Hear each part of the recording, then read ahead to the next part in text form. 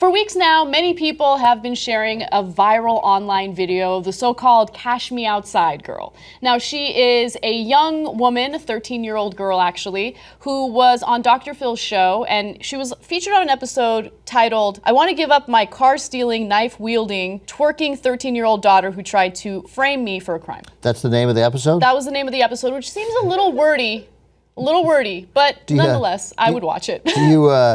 You think when Dr. Phil decided he'd have a TV show, like he's a therapist, I think he thought, this is what I'm going to be doing?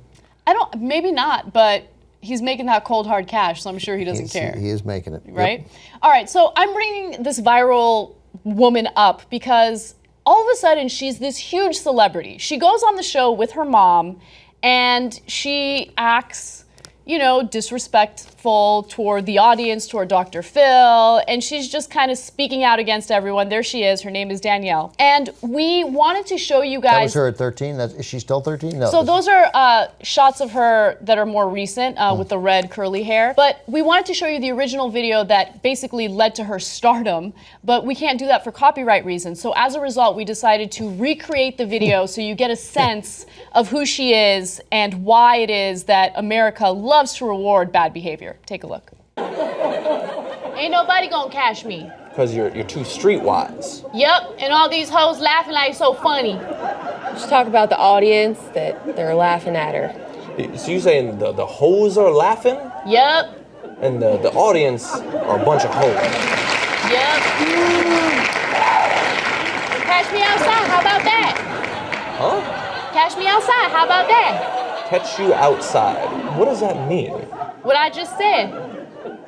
Okay. That was really outstanding. And by the way, I mean, Jen Roofer and John Idarola were fine, but that was your scene. I mean, that was my scene. It was my moment to shine. You know what I'm saying? You had the best character. Cash me outside. How about that?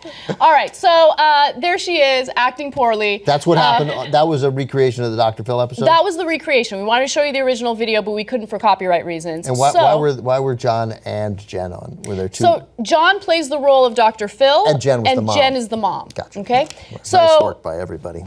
So that video goes viral and everyone loses it over Danielle. And I can kind of understand because even though she misbehaves and even though she's a little bit of a rebel, there's something kind of admirable about the fact that she stands up for herself, right? And so she felt like the audience was making fun of her and she stood up for herself. And people loved that video so much that they remixed it to other music. There was like a trap remix to it, which I thought was actually really good. But the incredible thing about this story is what her life is like now and how people are not only rewarding her for her bad behavior, but they treat her like she's a genuine celebrity. So one of our viewers actually shared this video with us, and it features Danielle essentially being chased by her fans. Take a look.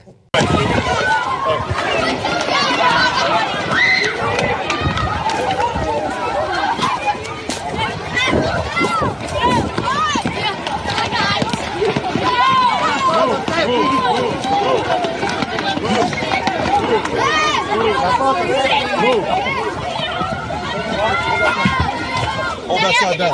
Hey, we just need. Hey. I'll text you. All right, Frank. Hey, be easy, Frank. Clear. All right. Oh, bless that. Move. Watch out.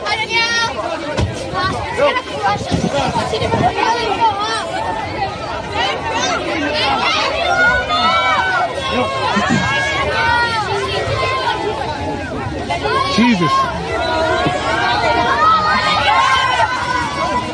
Wow. Yeah, so you could hear young girls screaming that they love her, and anyway, they were. I mean, she did ask them to cash her outside. They did. Yeah, well, and that's exactly what they're doing. Yeah. Yeah. What we do doesn't matter. Like what we do here, the information that we share, trying to be, protectors of democracy or whatever the hell we're doing. It doesn't matter. It doesn't matter, right? It doesn't matter. None of it matters. What's the biggest news story today? It's not about the anti-Semitism in the country. Don't be fooled. We know what the biggest news story of the day is. It has to do with a troll who consistently gets rewarded. Even when he gets punished for some of the crazy shit he says, he still gets rewarded. In this case, you have a young girl who gets into trouble, who calls the entire audience hoes, and people are like, oh my God, I love you, I love you, I love you, I love you. what we do doesn't matter, and I just want everyone to know that I recognize that. Well, it is. You see this, and the first thing I thought, and I'm sure people had similar thoughts about everything, so I thought, wow, we are really going to have a tough time convincing people that climate change is man-made and needs to be reversed, right? Like, because it's just not a thing that group of people was going to care about, because they saw that video and they were attracted to the celebrity. It's why the story you were talking about at the beginning, why I think this is a great day to celebrate the fall from grace of this terrible person. But he'll find the spotlight again, because that's all he does. Of course. And if all you do is try to find the spotlight, you'll probably at some point find it again. And I hear you, and there's every reason to be discouraged. And as Dr. King said, sometimes I feel discouraged. But he didn't feel despaired, and you should draw a distinction. Like, discouraged is one thing, because that might ruin a day or two. But despaired is too much. And imagine how much worse it would be if there weren't the reporters, thousands of them, who in the face of this obstinate, lying, shockingly mendacious, disinterested in the world around him administration and administrator, the president, telling us that the press, a free press, for all of its faults, is the enemy of the people, when the fact is, this story, all these stories we're doing, we got from a free press. That's where we get our information, and we weed through it, and some are better than others, but I mean, the New York Times, for all its criticism, busted its ass covering Donald Trump, and then we elected him anyway. That's the discouraging part, right? Right. But they're still at it. And imagine how much worse it would be if we never had that, because then the authoritarians would always win, because they can always control it, because they're the ones willing to punch, and everybody else is like, I don't want to punch. I don't want to punch anybody today. I want to have a nice day. I don't want to yell at anybody. I want to hang out with my family and walk my dogs and see my friends and watch a movie, and and what we should all want to do more is help people who need help too. But here we're forced to fight, and if you didn't fight, discouraging as it may be, then those guys would win, and they would win running away. So, good work is done here. So be discouraged, but don't be despaired. Yeah, today's a discouraging day. And it's just a discouraging day because of how easily I think some portion of the American population gets manipulated by misinformation, by, ridiculous accusations by members of Trump's administration and Trump himself, especially when it comes to this whole notion of fake news. Anything that disagrees with him is 100% fake news.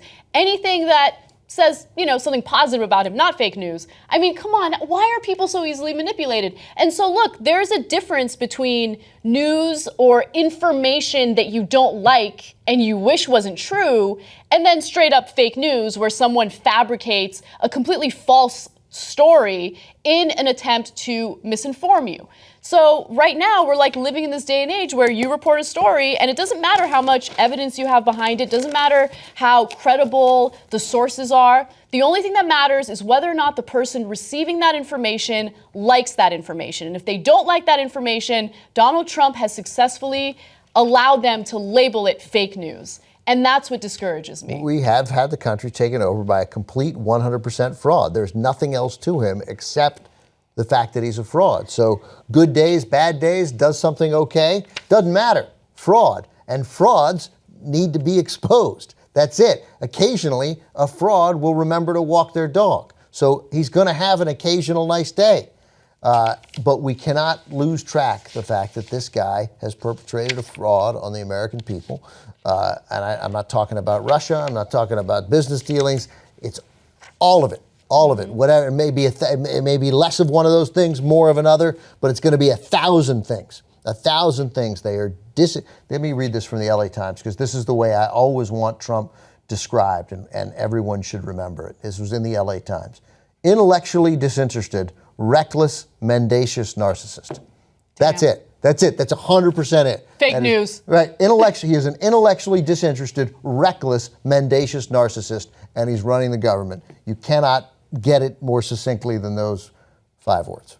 I'm the least narcissistic person. Believe me. Okay? Nobody. You've never met anyone less narcissistic than I am. Believe me. When he said the thing you're making fun of, when he did that on the anti-Semitic, I laughed so hard because I didn't know it was coming. I just didn't know it was coming. I'm the least anti-Semitic person there is. Yeah. I think, oh, geez, who says that? What the kind of... A Jewish reporter stood up during a press conference and asked Donald Trump to make a statement denouncing, or at least, explaining what's happening in the country with this anti-Semitism, which is running rampant, where people are sending bomb threats to Jewish Community temples centers, yeah. and community centers.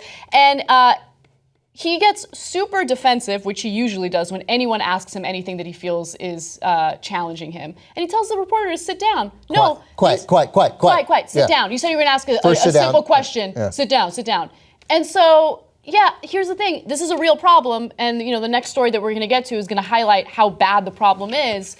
And unfortunately, we're applauding bad behavior, not just by people who end up on Dr. Phil's show, but so-called pundits or bloggers who claim that they believe things that they don't actually believe. They just say things to be outrageous and get attention. We keep rewarding that kind of behavior. And so it makes it even more difficult to combat that and try to get actual news and information out. You see what I'm saying? So I want everyone to wake up. And again, you don't have to agree with the opinions on the show.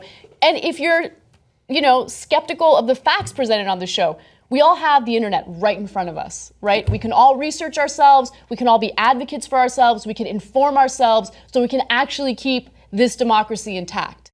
Fix the media. Be the media. Come join us. tytnetwork.com/join.